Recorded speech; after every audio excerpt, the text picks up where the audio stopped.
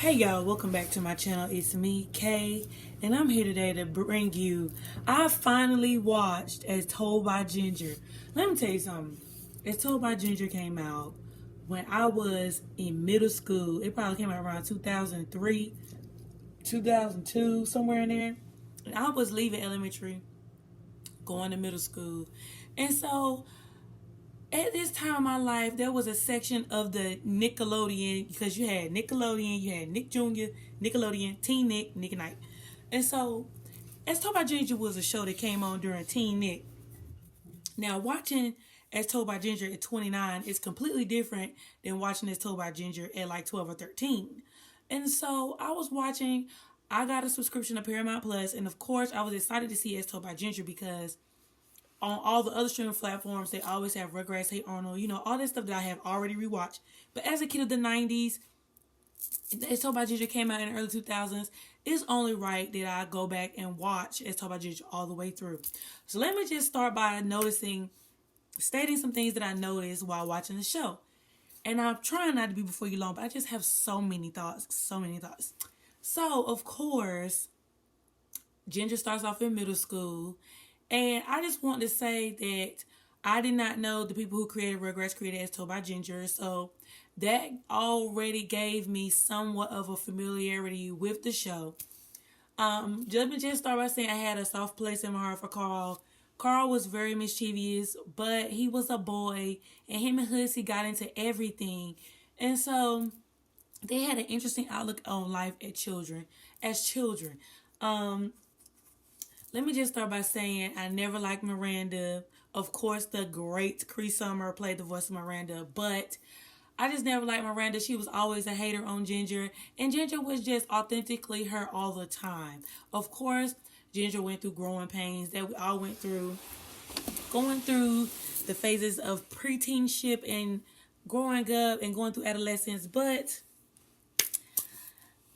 I just love Ginger. Her mom, it gave a different outlook on, the show talked about some very deep things. It touched on the subject of death, which was weird, to actually talk about and go over in a cartoon. But like I said, It's Told by Ginger was supposed to be for the mature crowd. So it talked about that. It focused on her mom being a single mom. Her mom worked hard. She was a nurse at the hospital. Of course, she ended up marrying Dr. Dave, which I thought was interesting because their romance kind of happened, and I didn't really see it coming. Of course, she had best friend Darren, and we're gonna talk about Darren, Dodie, and of course Courtney. Which I was surprised that Courtney and the Gripplings were not at her mom's wedding. I'm saddened because As Told by Ginger ended in the middle of the third season. So I feel like because they knew that the show was getting canceled, they kind of had to hurry up and give it a ending.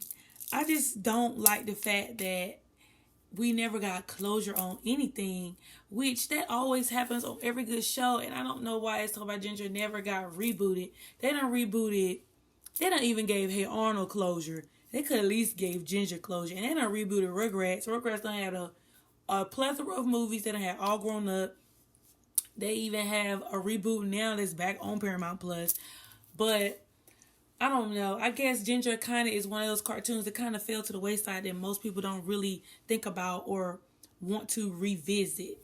But of course, she had Macy and Dodie that were always her friends. But for some reason, Ginger always had a soft place in Courtney Grippling's heart, even though Courtney Grippling mainly ran with the Mean Girls. But the show also shows you, like, how fickle friendships can be, especially in middle school and high school, and the betrayals. For example, like when Courtney found out that Miranda and Dodie and Macy and Mitzi and all of them was trying to sabotage her and Darren's relationship. And she hit the switcheroo. She hit the three-way. Boy, we used to do that all the time. Listen, I'm going to put you on three-way. And I'm going to need for you to cough. That way I know that you're on the line. But don't say nothing and put your phone on mute. I used to do that all the time when I was in middle school. I'd be like, look, cough. I'm acting like it was me. But put yourself on mute. That way I know you was on the line, okay? And then you get people to say the information that they need to say, and then you hang up the phone. But sometimes, I mean, for the most part, I felt like Ginger and Dodie and Macy, they were good friends, and Darren, they were good friends. But things began to change, of course, when Ginger and Darren started dating. Macy was always in an easy lane. She never wanted to shake the table, but Dodie didn't have a problem with shaking the table. And to me, somewhat, Dodie was one of them friends that was a hater from the wayside. I know sometimes in friendships you go through things with your friends, but to me, Ginger gave Dodie too many passes. Okay, when Dodie pulled that whole thing with Pep Squad, when Dodie pulled that whole thing with Darren, when Dodie pulled that whole thing in summer camp, it was just a lot. And I like that we got to see the maturation of them all across the board.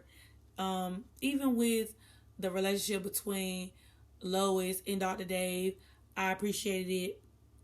Also,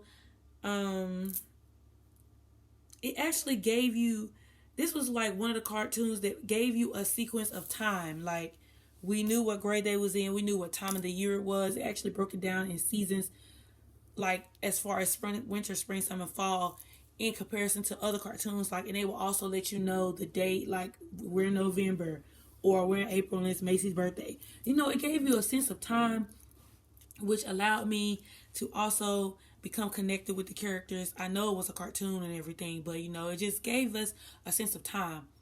Also, I was very heartbroken when, you know, Darren and Ginger started going through their whole little situation. Even though what Darren did was trash, you could always see that he regretted everything that he did to Ginger. And he was still trying to be as there for Ginger as possible without breaking the boundary between him and his new girlfriend. I can't remember the girl's name right now. And she wasn't even important anyway, but still. But it was just so beautiful. Because, you know, Darren and Ginger had been friends for a long time.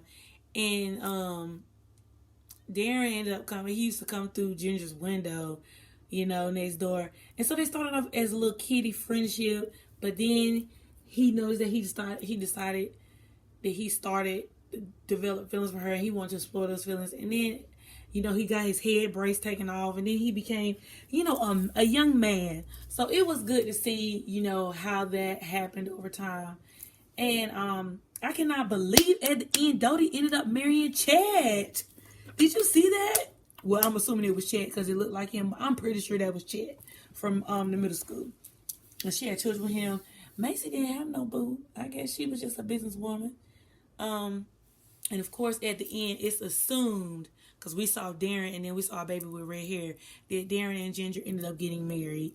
But we saw Hoodsy and we saw Carl, and they were there for Ginger's book signing. You know, Ginger was very in tune with her feelings at a young age. She used to write in her diary all the time, which is also gave it a unique concept because it stuck with the concept of her writing in her diary and her, you know, journaling her experiences across the time frame of the 3 years that the show was on TV. Also, what else did I notice?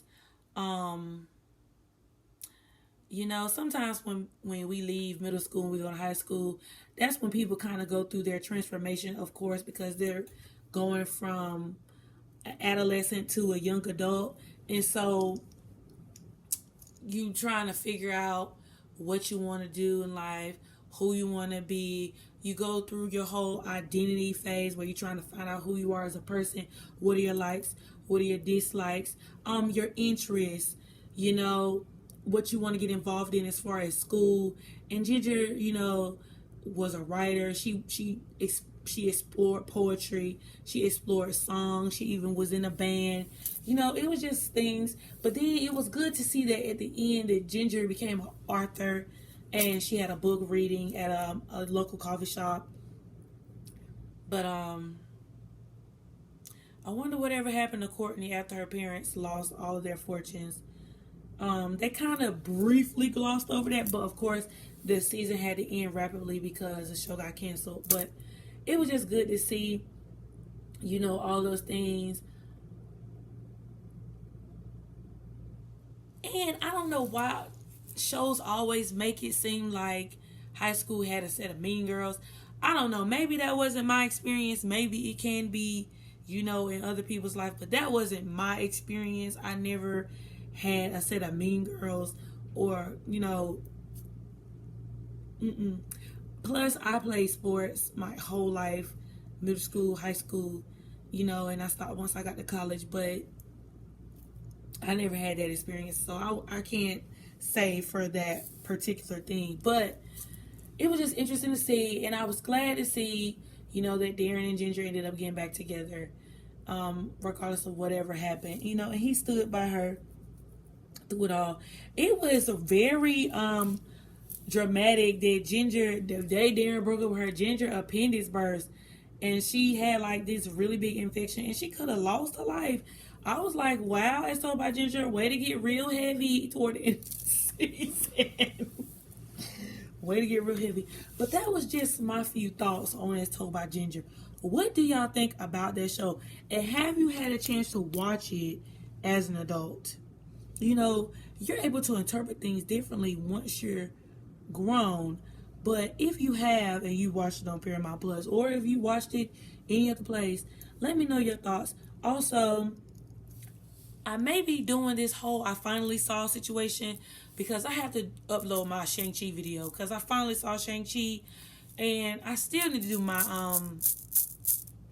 Black Widow one. So stick around, guys. I'll be back. Rate, comment, and subscribe. Follow me on Instagram and Twitter at Curly K Glam. And also, guys, I am now making jewelry, so follow me on Curly K Jewels. And that'll be all. Stay tuned. Deuces.